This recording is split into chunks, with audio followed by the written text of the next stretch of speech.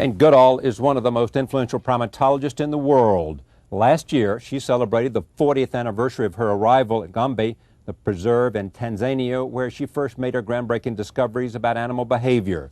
Through her many books, television specials, and documentaries, she has brought her passion for chimpanzees and nature to audiences all over the world.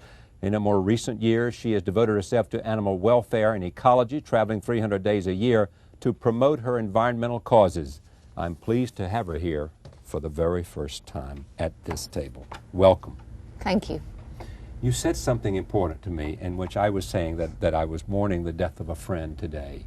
And you said you have a message as you travel around, and it's about apathy. Tell me what you mean. Well, if we look around at the world today, if we look at the devastation that human beings have wreaked on the environment, if we think about, the deforestation, the spread of the desert, the hole in the ozone layer, the changing global climates, if we think about the famine and the poverty and high populations in some areas and high consumptions in others, if we look at the human greed, cruelty, crime and war, we look at a whole global picture that can be very, very depressing, particularly to young people. And I find that so many people today, I think they fall into this trap of thinking, I'm one person in 6 billion, I know what I should and shouldn't do, but so what, I'm just one. And there are millions of people today thinking, it doesn't really matter what I do, it's all hopeless. So they don't do anything, they fall into apathy. Whereas if we can turn that around and have millions of people acting the way they know they should, and in particular those of us fortunate enough to be in the wealthier strata of society, this huge power we have when shown collectively, because we can afford to make ethical choices in our purchasing. Well said. It seems to me that we all need, beyond a sense of not apathy, a real sense of urgency. Urgency because life is precious. Yes. Across the board, whether it's plant life, animal life, or whatever it is. I love these two photographs, and I just want to show this book, and then we'll talk about your life and work. This is not as good as the one you like on the back, but just tell me about the photograph for you. Well, the hand is a hand of a chimpanzee who's been imprisoned by himself in a zoo in Congo, Brazzaville. And a very magnificent, beautiful, and rather gentle, fully adult male. And he's kind of so desperate for contact. Yeah. And he's reaching out and really trying to play with these little wisps of hair caught up in the sunlight. And we were trying to help him and improve his life. Yeah, and this one?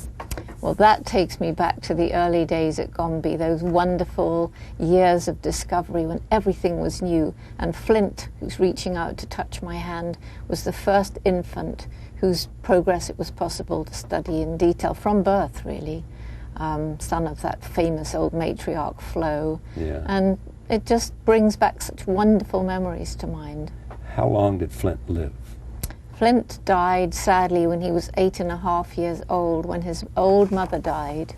And although at 8.5 years old you should be able to survive happily on your own, you don't need a mother.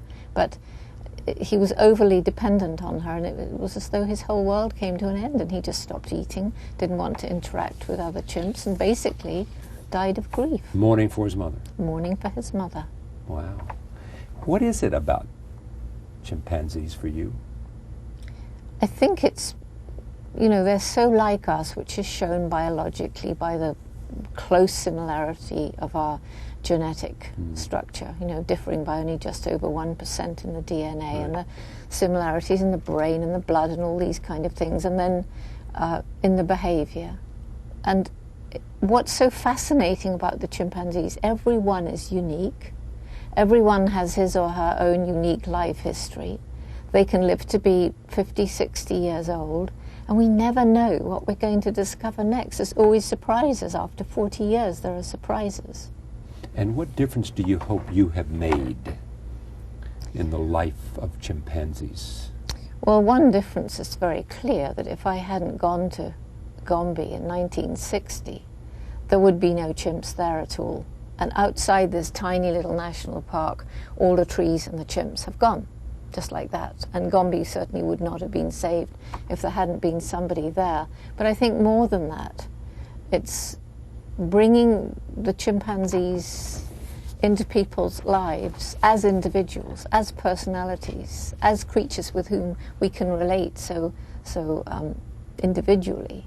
And that in turn has led to a gradual blurring of the line that we used to see as so sharp between us on the one hand and all the other amazing animals on the other. Now that line is very blurry thanks to the chimp. And so it gives us a new respect, not only for chimps, but for all these other amazing beings with whom we share, or we should share, the planet. And what difference have they, individually or as a group, made in your life? The chimpanzees have taught me humility. They've taught me we're not as different from the rest of the animals as we used to think. They've given me years of intense delight, scientific delight, but more than that, they've been my companions out in the forest, just the chimpanzees and me. And that has opened up a whole new kind of spiritual understanding of nature and what it means to be out there on your own. Do you somehow think this is what you were born to do? I really do.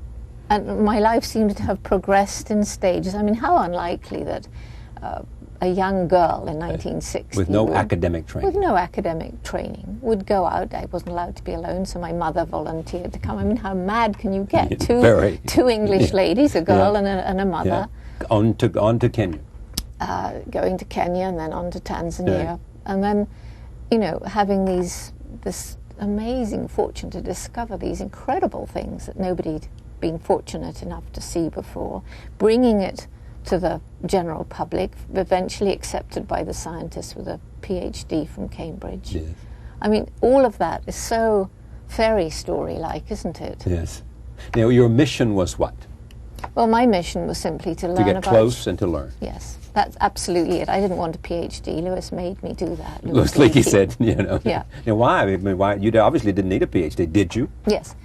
Did you or did you not? I did not need the PhD to do the study. In fact, because I didn't have a university training, right. I hadn't been brainwashed into thinking that animals didn't have personalities, minds, or feelings. So it's sometimes better if you grew up outside the circle. Absolutely. But what Lewis said to me was, he said, you need a PhD so you can stand on your own 2 feet and get funding yourself. That, and because if Jane Goodall, PhD, says this, just because they know you've been through the mill. That's it.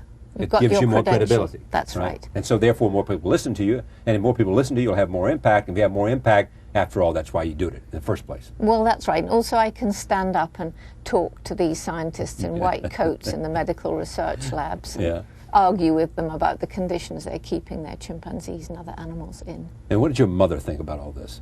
Well, she was my great support all through my childhood. She was the only one who didn't laugh at me when at 11 I dreamed of going to Africa and living with animals and writing books and what did she about say? them. She used to say... Really? No, she just used to say, Jane, if you really want something, you work hard, you take advantage of opportunity, and you never give up. You will find a way. So there was never a single moment that I was told, well, you can't do that because you're a girl, which is what everybody outside the family was telling me. Yeah. I mean, so you had some important lessons there.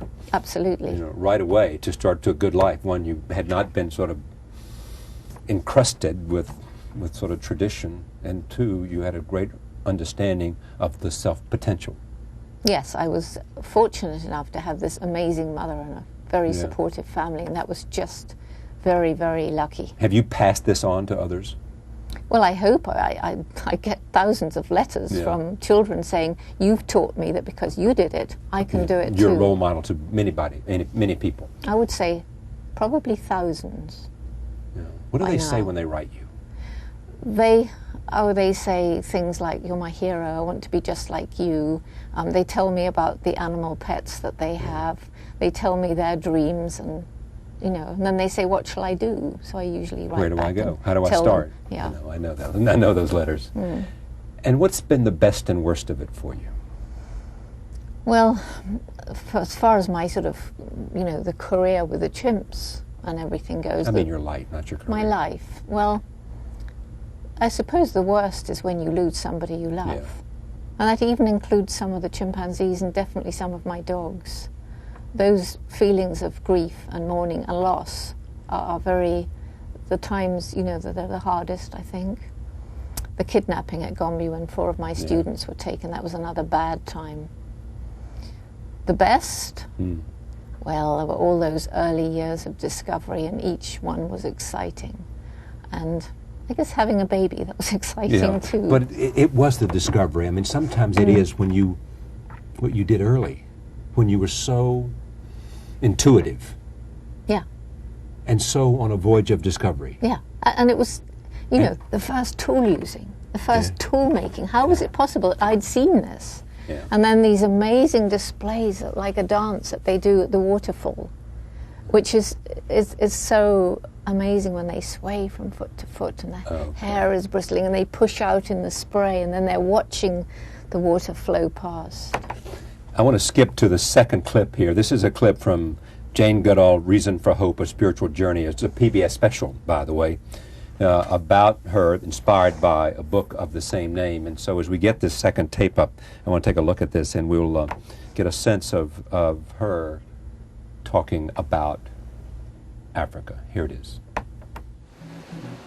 When Jane Goodall first ventured into the forests of Tanzania 40 years ago, the world knew little about the behavior of chimpanzees in the wild. It was her patient observations of chimps that shed new light on the evolution of man. It's innocuous. It's all. There's nothing in there. She's opened her eyes to a lot of things and made huge discoveries that affected not only the way we look at chimps, but the way we look at ourselves. What is less known about Jane Goodall is that she's also a deeply spiritual person who's thought seriously not only about chimpanzees, but about what it means to be fully human. She over and over again sees evidence that the human spirit is good and it's strong and it's godly and it's moving. She has this message which everyone can relate to, that we all make a difference in the world no matter what we do, and it's up to us what kind of difference we make. I just have this absolute belief that humans are moving away from cruelty and destruction towards a time when we can truly live in harmony with nature, when we understand that there is a spiritual power around us from which we can draw strength. Tell me more about the spiritual journey for you that we reflect there, becoming fully human. I think that as we go through life, again, it depends on how we're educated in our youth. And I was brought up in a Christian family. And so I was sort of acknowledged always from the beginning without even thinking about it, there was a God of some sort. Yeah.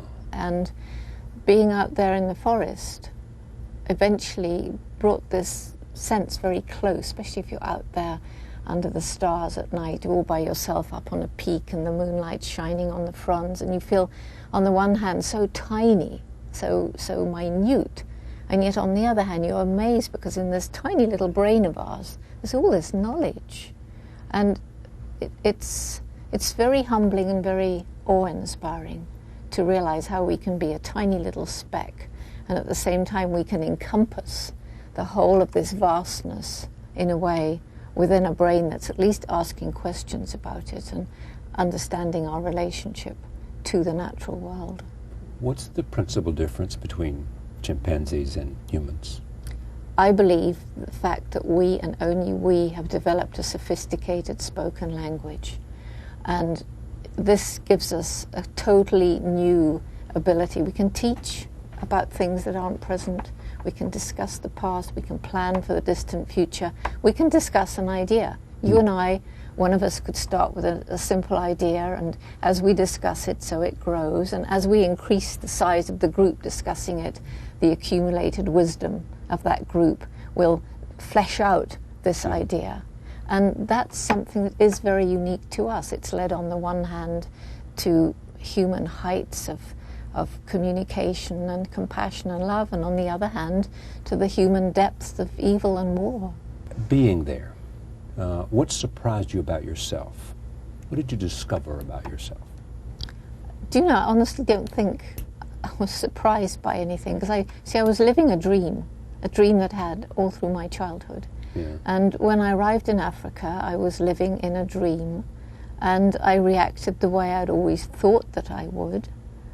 I suppose, I don't know, and the rest all came so gradually that I wasn't surprised. Is what you had most of all patience? Yes, patience. And a gift for intimacy? So that... Yeah. Sort of to eat their food, to be close to them. Yes. To be among them. To be among them and to feel them and to sense them and to have intuition. And then you bring in the scientific rigor and you test all these feelings that you have, because they're so like us. How do you test them? Well, you see the same behavior in the same context many times. You see the same call eliciting the same kind of response. I'm asking this because I don't know the answer. When you look at the results of all of your work, what did you tell us about chimpanzees we didn't know? When I first went out in the field, we knew a little bit about captive chimps from some captive studies. We knew nothing about the way they lived in the wild. We knew nothing about the extent of their similarities to us in the intellectual realm. We didn't know very much about their close similarities in the emotional field. And gradually through the years, we find they're more and more and more and more like us. More like us? More like us. In what way? Well, on the one hand, they're capable of extreme brutality. I used to think chimps were like us, but nicer than us. You changed your mind? And, you know, because there's these long-term affectionate bonds between family members, there's the cooperation between group members, there's the non-verbal communication, kissing, embracing, holding hands, patting on the back, same context that we use them, and so on and so on. The intellectual abilities like tool using and tool making and so forth. But they always seemed nicer. They fought, yes, but it was over very quickly, and then they reassured each other, it's okay, it's finished. But then I discovered there was this brutality, and that's in relation to members of another group. So it's the in-group and the out-group. So was it about turf, or was it about just in and out? Basically, I think it was turf. It was over territory. You enlarge a territory at the expense of a weaker neighbor. Sure. And these attacks were 20-minute brutal gang attacks, and it was shocking, and victims died.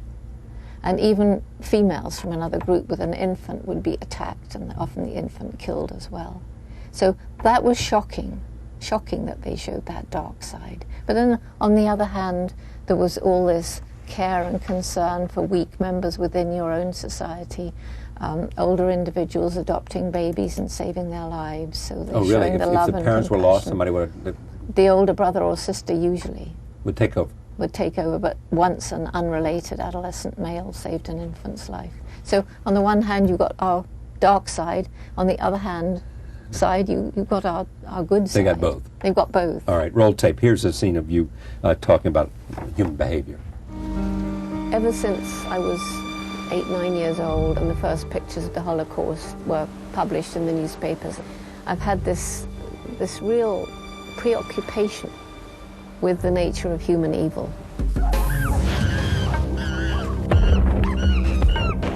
When she first began studying chimpanzees, Jane thought they were gentler and more peaceful than humans. But in the 1970s, she and her colleagues witnessed a series of brutal attacks amongst the chimps, which escalated into what became known as the 4-Year War, and more gruesome still, cannibalism. Things began to emerge which showed that chimpanzees were not our innocent selves as we had thought, that in fact they have many things in common with what you might call our own darker side. I started thinking about our own aggressive tendencies and how obviously they've been inherited from an ancient primate past.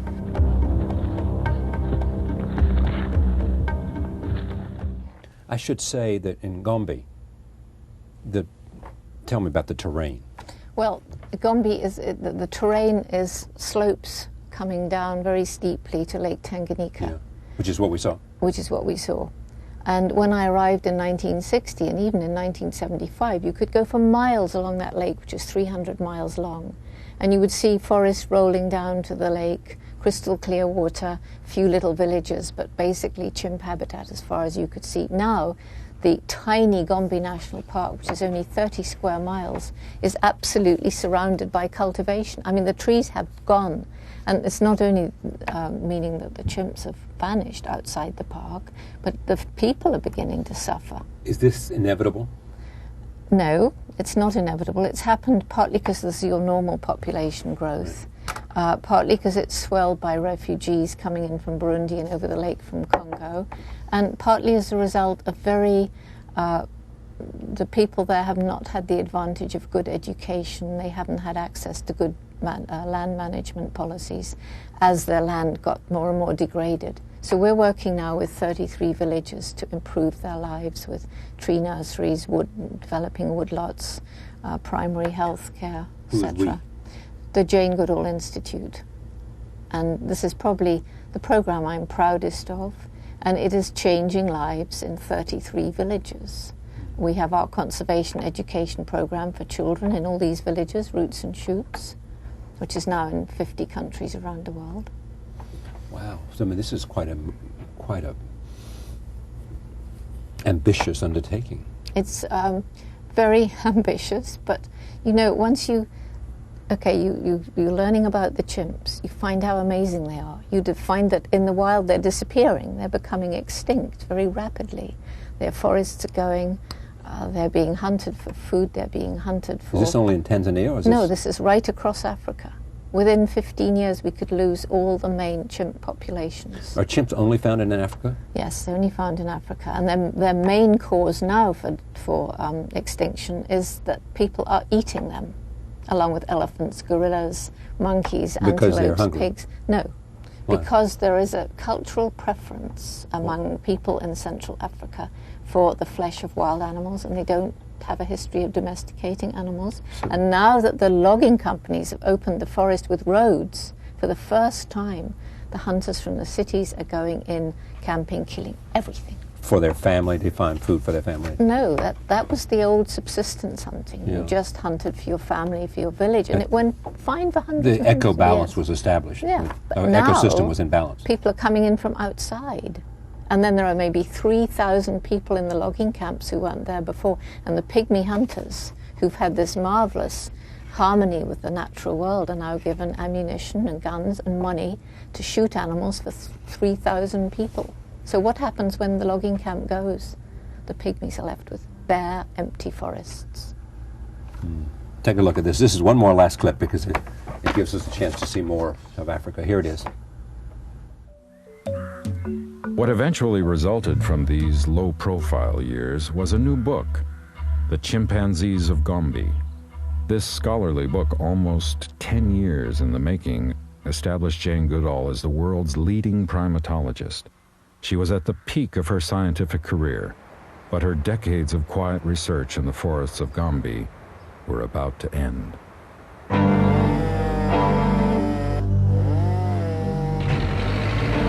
It was in 1986 that I went to a conference of chimpanzee experts. We had a session on conservation, which was utterly shocking, I think, to all of us, showing how chimpanzee habitat was being destroyed, chimpanzees were being snared and hunted right across their range and were disappearing at a terrifying rate. We also had a session on use of chimps in medical experimentation, which showed images that were utterly haunting, little chimps in cages 22 inches by 22 inches. When I came out of that conference, I realized that I could no longer live in this beautiful forest and stay with these amazing chimpanzee beings while all their relatives were disappearing. It was like St. Paul on the road to Damascus. I came out of that conference, and from that time on, from October 1986, I haven't spent more than 3 weeks in one place. Because you were on the road? Because I'm on the road. Promoting, proselytizing, preaching. Whatever you want to call it, I think I have a message which I want to share with people. And I've always really wanted to share things with people. You know, this little girl who wanted to write books about animals. Yeah. And what is it you're preaching other than what we've already talked about? Well, basically what we've talked about. It's never too late, and don't be apathetic. It's never too late, that we must have hope. What are my 4 reasons for hope? The human brain. We put people on the moon, for heaven's sake. And we're beginning to understand what we've done to the poor old environment. So can't we get together and live in greater harmony? It's happening. Slowly, it's happening. We need to make it happen faster. The resilience of nature, give her a chance. And some of these devastated areas can come bloom again. That's a great line, give nature a chance. Give nature a chance. And animals on the brink of extinction can make a comeback. Third, what I call the indomitable human spirit. People who overcome terrible problems and are inspiration, like the man who gave me Mr. H, who went blind and yet does amazing things with his life. And the man who gave you this does amazing things with his life. Yes, he's blind and yet he climbs Mount Everest and skydives and talks to kids. When did he do that? Well, he lost his eyesight at 25. So? Gary Horn, Mr. H. And he's so good at magic, although he was told he couldn't do it, that the children don't realize he's blind. So then he talks them out, you know, don't give up. If something goes wrong in life, don't give up. And anyway, there are all these inspirational people. And then my 4th reason for hope is the energy and commitment of young people, if they know the problems, and if they are empowered to act. And that led to the Roots and Shoots program, which is taking action in 3 areas, hands-on, to make your world a better place for animals, people, and the environment that we all share. Are you more passionate now than you were when you were 25? Well, I was probably passionate then about different things, but I suppose then I've always been. Then you're passionate about individual chimps and the community of chimps. Yes. Now you're passionate. How would you define where you are now? Well, I'm passionate saving the world's environment. Yeah, I have 3 grandchildren, and when I think about the changes that have happened in the world from the time I was born to how it is for them, I'm deeply shamed. Yeah. And I want to use any little bit of knowledge I've gained, any bit of wisdom I've been able to accumulate. I want to share that with people. I want to go back to chimpanzees. What's the thing you most want to know that you don't know about them? If I could spend half a minute inside a chimpanzee's mind and look out at the world with a chimpanzee's eyes. Oh, what do you think you'd see? Well, I think I'd see a world that's very much like ours, but it's hard, at least hard for me, to imagine a world without words. Yeah. It's hard to imagine a world where you have a very complex brain, and yet you couldn't communicate in our kind of a way. What would it be like? Yeah. And do you ever wonder if they had a language, what it would do for them, what they could do? Yeah, well, they can be taught ASL, American Sign Language. Right. They can learn 300 signs, computerized language. You've seen a chimp that's learned all those signs? Yes, I've seen several. And what do they communicate with those signs, though? Well, they mostly communicate the simple things that you would expect. I'm hungry. I was going to say. When supper. I'm hungry, when supper. Come play, chase, hug. Right. Love. Have you hugged a chimp today? Want to go outside and, this kind of thing. Yeah. The normal, what you would expect. Where do they sleep?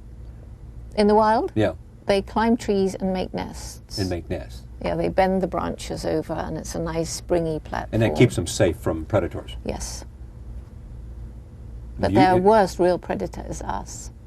Is humans. Yeah. You've slept in those. You slept in those trees. Well, I spent one night in a nest. Yeah, and? Well, it's comfy, but if it gets windy, it's a little, you need to tie yourself in. Yes. One of my students said he got nest sick. I bet you didn't sleep much, huh? No. You were worried about? I didn't spend the whole night there, I don't think. Oh, no, you did? You came down? I think I came down. Well, there wasn't much point. Well, you at least make it through the night.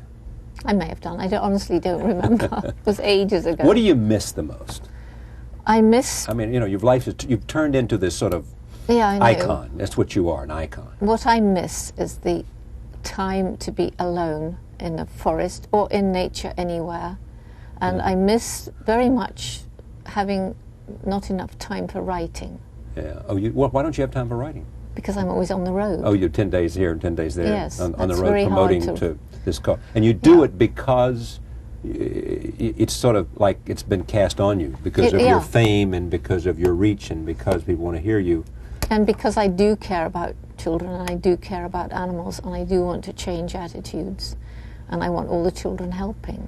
So we got this great festival in New York at the American Museum of Natural History this Saturday. Right. From 10 to 4, and that's going to be children from all the several surrounding states coming to show what they've done. Would you want more children there? I want lots of children. All right, children, you heard that.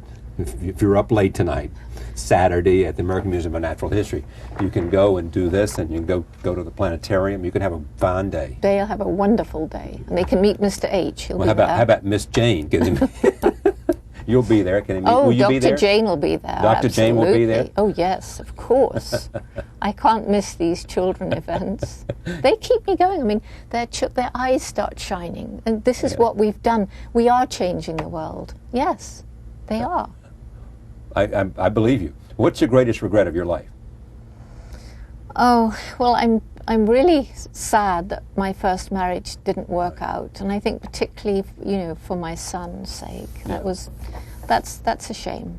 And I suppose I could have worked harder at it, or Hugo could, or something. But that's one of those things.